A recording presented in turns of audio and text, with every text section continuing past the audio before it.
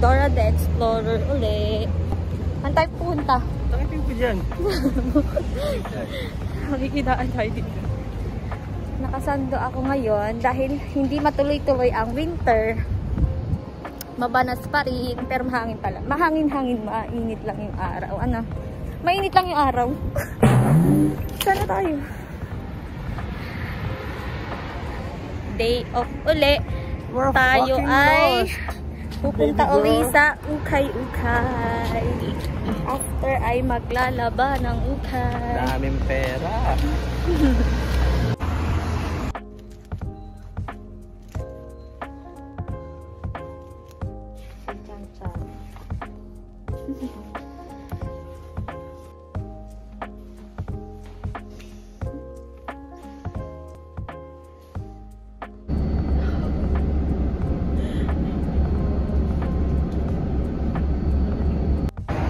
Morning guys, ngayon ay Monday na, another week na naman, isang linggo na naman. Yun, papasok na ako ng office. 8:30 pa naman ang aming start ng work. Yan, nandito na ako, papasok na.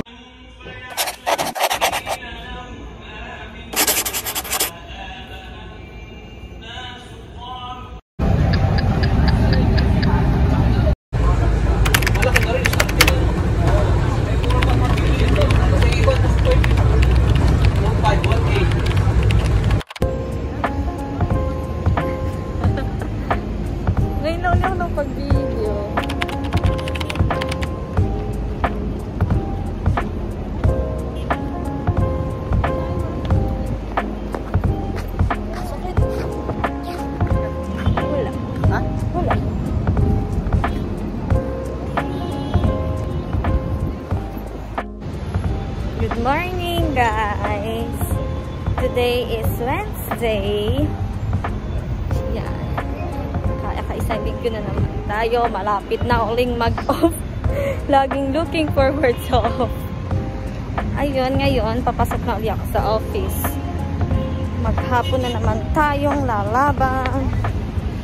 Hindi na ako nakakapag-vlog minsan kasi sobrang pagod. Minsan late pa ako nakaka-uwi. Dahil yun nga, may mga inaasikaso ako sa IT ko. Ayun, malapit na ako sa office. Saan?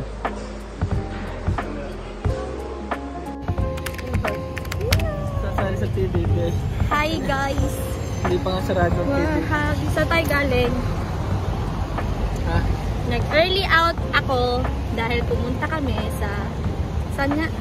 Another center ulit. Tapos na ako mag-medical, tapos na mag-biometrics, may e-visa na, tao na ako dito. Secret na lang ang hindi. Tapos naman na ata yung process, last na yung biometrics. Ano? Kung muna tayo sa luwat ka na, mami mahuhuli. Ay tatawid. Officially, ano na tayo dito? Taga dito. Ano kayo? Where? Taga dito.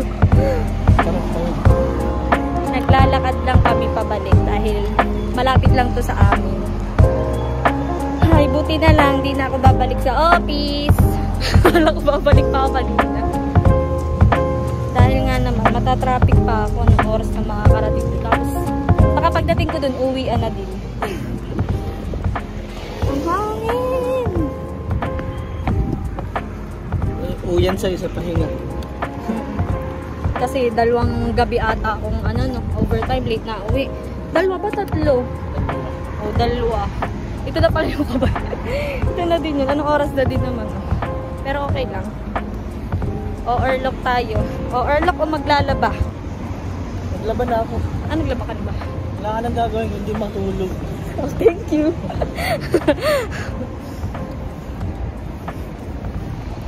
Ang tagal mag-winter.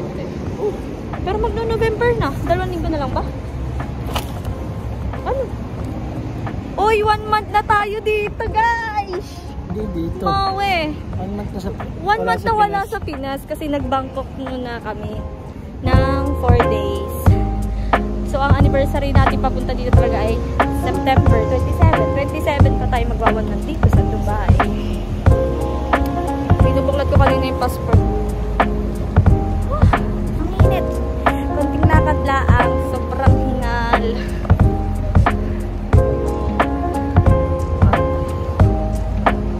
Yung mga security guard doon, konting doon sa loob. So yun guys, 10 buwan na kami dito. 10 buwan na ako walang gawa. Magising ka sa umaga. Ikaw ang aking tagaluto, tagahatid. Mahangin pero pag napatapat ka sa araw, iba yung tagaktak ng pawis. Wow, tagaktak talaga. Tagalog na Tagalog. Tapos ngayon, sa Pinas ngayon, bagyong-bagyo naman. Dito sobrang init. Kawawa naman yung mga Bicol ba ang natamaan Bugod na yung mga bahay Gosh. Parang nahingi nga ng tulong ngayon ng Bicol. Kakaawa naman sila. Buti sa atin yung ulan lang, daan na lang. Pero last bagyong naaabutan natin dun, 'di ba? Yung bago tayo umalis, yung lumubog yung ibang lugar, hanggang bubong din, 'di ba? Buti na lang doon sa atin sa sa ating barangay, mataas ang ng bahay, kaya hindi na-experience nung ganun. Yung sa inyo. Alam niyo ba guys, yung bahay matutulog ka katabi mo yung tilapia. Kasi yung likod ng bahay nila parang ilog ba yun? Ano ba ang kwento mo? Ano ba ang kwento mo ng kabataan mo? Ayun, yung baha, yung sa kanila umaabot hanggang bubong. Konting ulan lang. Hindi, I mean doon sa area yung sa pababa. Umaabot agad sa tuhod, umulan lang. Kaya mga nandun, pasmado. Kasing baba sa laba kasi ngayon. Pinapil kayo mga kala mo ang lamig na. Kalapit ng dagat. Bili ko lang to sa ukay. Saktong bumagyo, Taib. What's Taib? High tide. Of course, high tide. Explain to them. Iba yun, hindi nila alam yun. It means high tide. The water level of the sea is high. Parang ang lapit na lang. Ayun yung Lulu Supermarket. Malapit din sinasakay sa stadium. Yung mga lugar dito, akala mo malapit kasi ang tataas, nakikita mo agad. Wala kang makikita dito na bahay ba? Yung normal na may na may hardin. Oo, dito puro building talaga yung titirahan mo. Kaya dito, hindi ka makakapag-residence. Hindi ka magkakaroon ng ari-arian. Yes. That's the big difference to the other countries. Dito lang ang maganda, yung parang hindi ganun mataas yung tax. Hindi kagaya sa ibang lugar. Canada yan. Na ng tax. Pataas ng pataas. Dito okay din naman yung sahod kasi nakukuha mo ng buo talaga. Talaga ba? Hindi pa ako sumasahod, hindi ko pa alam dahil November pa ata, 2 months pa yun, di ba? Hindi pa ako hindi pala, binigyan ako ng sahod ng 3 days na pinasok ko. Bago ako pagkadating ko dito, pumasok muna ako ng 3 days na parang training na, pero binayaran ako. Tapos, meron din kasamang transpo. Yun yung maganda, mga hindi ko naranasan sa Pinas. Init. Woo! Anong oras na ba?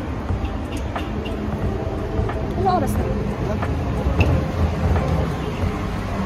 Mag-elevator na tayo dahil sobrang init.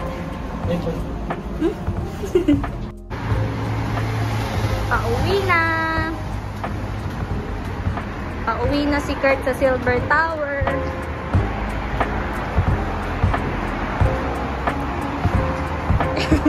Guys, bago siya saan mo binili yan? Nesto. Magkano bili mo? Ano to? Nakakuha ko ng 30 dirham. 30 dirham? 30 greyhound. Greyhound? Greyhound. Ganyan guys, para iwas init. Dito tayo dadaan. Tostado na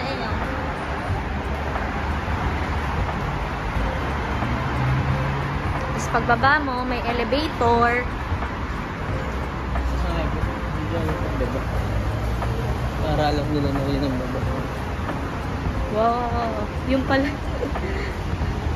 Ayun, mga bahay dito guys. Ayun, mga building. Hmm? 9,000 na ito. Parang 129. Yan. Gana naman kainit guys kung bababa ka. Kaya tayo ay mag-elevator.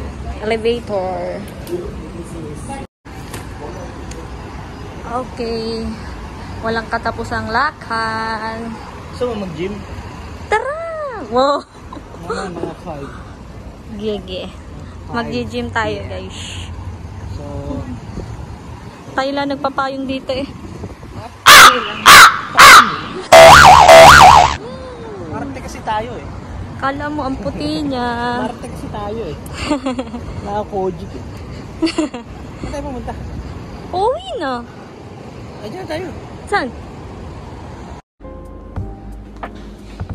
Hi guys! Andito tayo sa 12th floor lang ng aming tinitirhan. Ngayon ay 4:30. Dahil early out, magpapanggap muna tayo. Ayun ang person!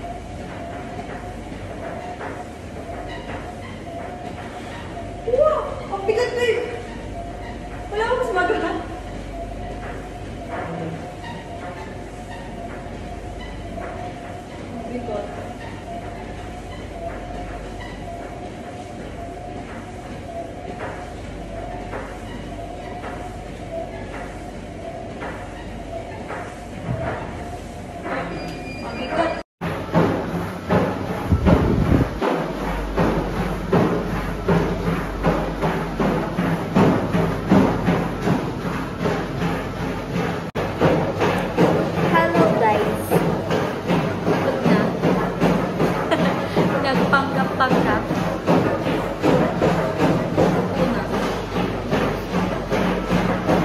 Nagtunog ng mantika si Ate.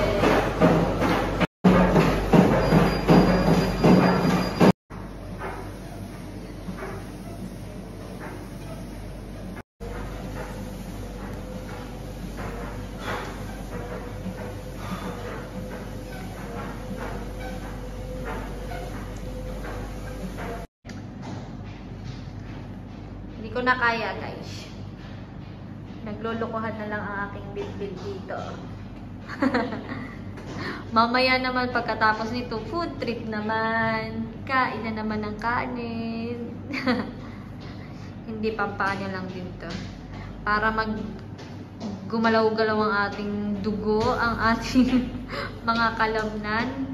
Hindi laging upo-upo lang sa office. Uy, pero hindi upo-upo yun. Bago makapasok, grabe ang struggle. Exercise na nga din yun. What's that? Sa office maraming gawa. Hindi puro upo-upo lang pala.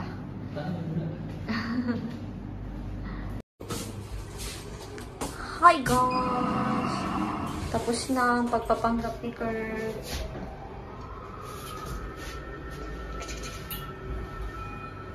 Ilan na ng crispy pata. Good morning! Papasok na tayo ulit.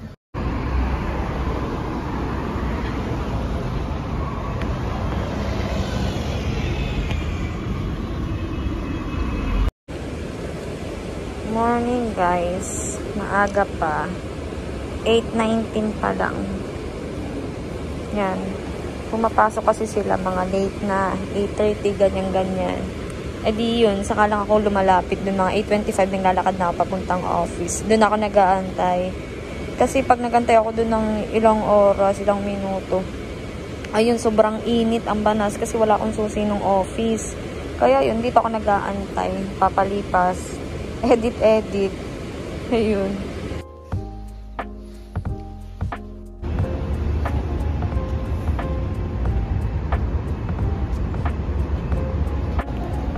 Hi guys! Kakababa ko lang ng bus. Kakauwi ko lang. Solo ko ngayon. Wala ang sundo ko. Nagpa-part-time siya sa Abu Dhabi. 2 hours yung biyahe. So, yun. Maya-maya pa siya. Ako ay pauwi na sa aming tinitirhan.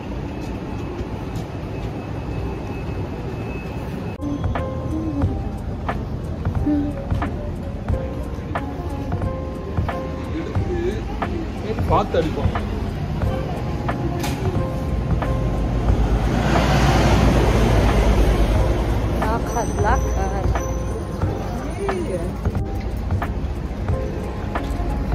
Grabe ngayon guys, ang bilis ng dumilim. Ang bilis na ng gabi ngayon dito. Siguro dahil yun nga, di ba pagpapasko naman kagaya sa Pinas atin. Ang bilis-bilis ng dumilim. Kasi pag nauwi ako, kadalasan mga 6 may araw po dito. Ang taas pa ng araw. Ngayon wala, sobrang dilim na. Gabi na agad. Anong oras pa lang? Hihingal na ako. Lalakad pa tayo ng onte para makarating sa bahay.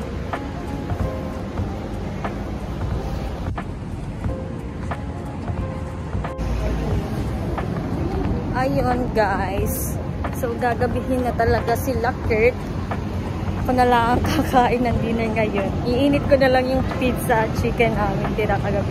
Kasi ako lang naman, sa gabi hindi kami masyadong kumakain eh. Nagbabawas kasi sobrang dami. Ang dami nating pabaon. Akala mo pandalawang tao yung aking tanghalian lagi.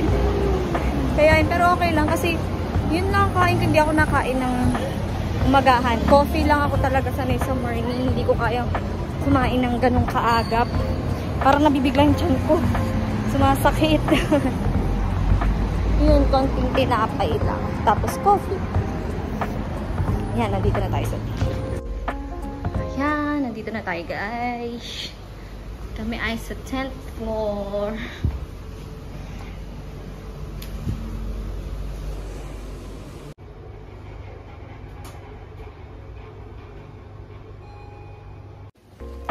Ayan guys,